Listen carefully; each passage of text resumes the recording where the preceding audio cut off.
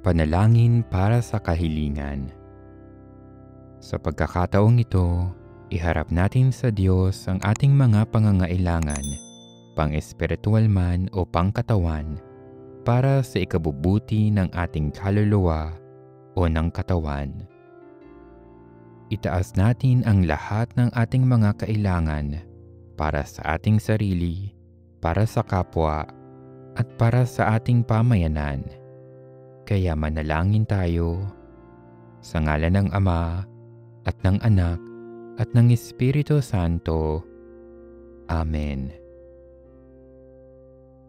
O Diyos ko, pinasasalamatan kita sa lahat ng biyayang ipinagkaloob mo sa akin at pati na rin sa aking mga mahal sa buhay. Dahil sa iyong kabutihan at nag-uumapaw na pag-ibig para sa akin, narito ako't lumalapit sa iyo upang hingi ng mga biyaya at pagpapala na kinakailangan ko. Nananalangin ako ngayon ng may buong paggalang, pagpupuri at pananampalataya. Sa iyong awa at habag, dinggin mo nawa ang aking mga panalangin.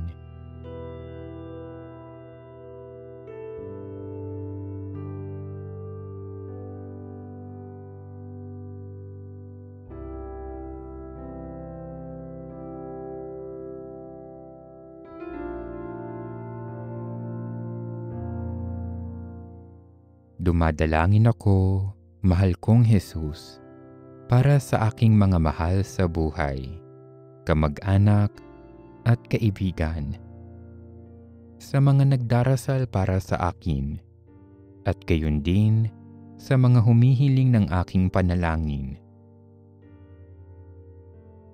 sa mga kasamahan ko sa gawain, sa mga may karamdaman, nagdadalamhati, nalulungkot, nag-iisa sa buhay, kilala ko man o hindi.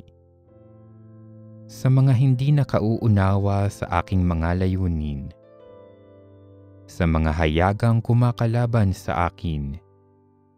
Sa mga kaluluwa ng mga namayapa na. Sa mga minamahal ko na ang kaluluwa ay nasa purgatorio at wala nang nakakaalaala.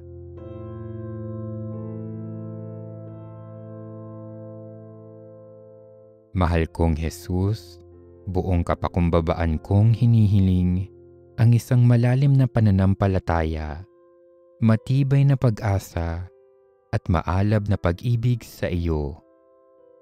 Hinihiling ko ito sa pamamagitan ng aming masintahing Inang Maria. Ang biyaya ng pagtitiis hanggang kamatayan at ang biyaya ng isang pinagpalang kamatayan sa piling mo, pinakamamahal kong Panginoon. Ang pananalig na ang kamatayan ay isang malaking hakbang, ang pinakamahalagang oras sa aking buhay, ang simula ng isang bagong buhay, hindi ang katapusan ng buhay. Ang diwa ng pananalangin, ang pamumuhay na makadiyos, ang pagsisisi sa aking mga pagkakasala, at ang matibay na pagtitikang umiwas sa mabigat na pagkakasala, maging maliit man, upang mapanatili kong malinis ang aking kaluluwa sa paningin ng Diyos. Ang biyaya ng kapayapaan ng kaluluwa, dala ng buong pagtitiwala sa Diyos, at pamumuhay ng ayon sa kanyang kalooban. Ang maingat na pagpapaubaya ng aking buhay sa kamay ng Diyos, paggawa ng lahat ng aking makakayanan na di kinakalimutang siya ang daan, ang katotohanan at ang buhay.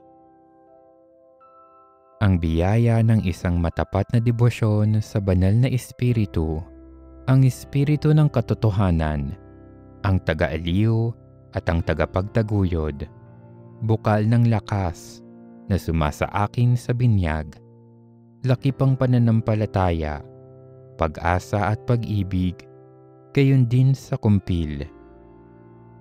Lakip ang mga kaloob niyang karunungan, pangunawa, kaalaman, payo, kabanalan, tibay ng loob, at takot sa Diyos.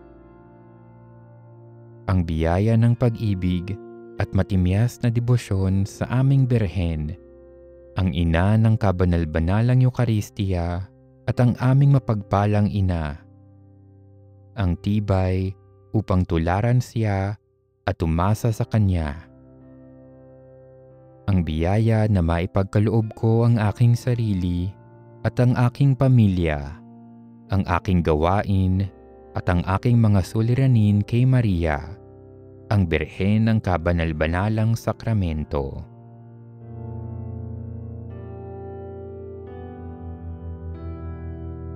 O Diyos ko, sa iyong nag-uumapaw na kabutihan, patuloy akong tumatawag sa iyo para sa kapayapaan sa aking puso, sa aking tahanan, sa simbahan at sa buong mundo.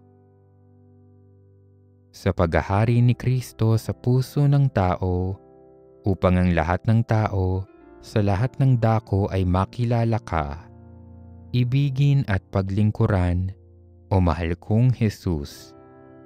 At makilala nawa nila ikaw, ang aming Panginoon at Diyos. Para sa pagbabalik loob ng makasalanan, upang tumimo sa puso ng lahat ng tao ang pagpapala ng Diyos, nang sila ay tumugon at magsisi, at sa gayoy matagpuan ang kaligayahang nasa sa puso ng taong mapayapang nakikiisa sa Diyos.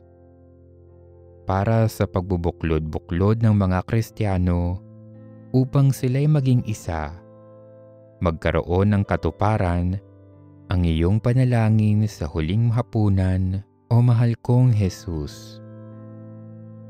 Para sa katarungang panlipunan, upang sa iyong banal na Espiritu, kaming lahat ay maging magkakapatid sa ngalan mo upang mawala ang pagtatangi-tangi ng lahi. Upang makatulong kaming lahat sa mga dukha, sa mga nagdurusa, sa mga inaapi. Upang sundin naming lahat ang bawat batas at kautusan. Upang ang mga krimen at kahalayan ay mabawasan at tuluyang mawala sa balat ng lupa. Para sa simbahang pandaigdig, upang pagpalain, patnubayan at palakasin ng Diyos ang Santo Papa sa kanyang gawain. Upang ang mga obispo, pari at relihiyoso, pati na ang mga laiko sa lahat ng dako, ay kusang loob na gugulin ang kanilang buhay sa paglilingkod sa iyo, o mahal kong Jesus. Nang lubos-lubusan, buong katapatan, kalakip ang diwa ng pagpapakasakit.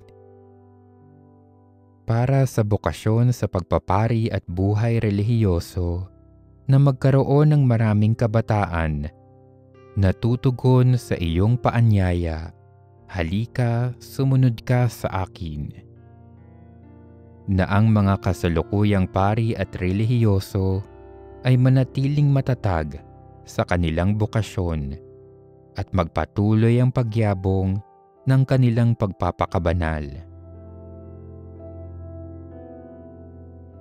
Higit sa lahat, o Diyos ko, pinagmumula ng lahat ng biyaya at pagpapala. Aking lakas at sandigan, takbuhan ko sa lahat ng oras. Sa iyong awa at habag, mapasa akin nawa ang biyaya na maisabuhay at tanggapin ng buong puso ang iyong banal na kalooban, sapagkat tiwala akong mangyayari ang siyang makabubuti para sa aking kaluluwa.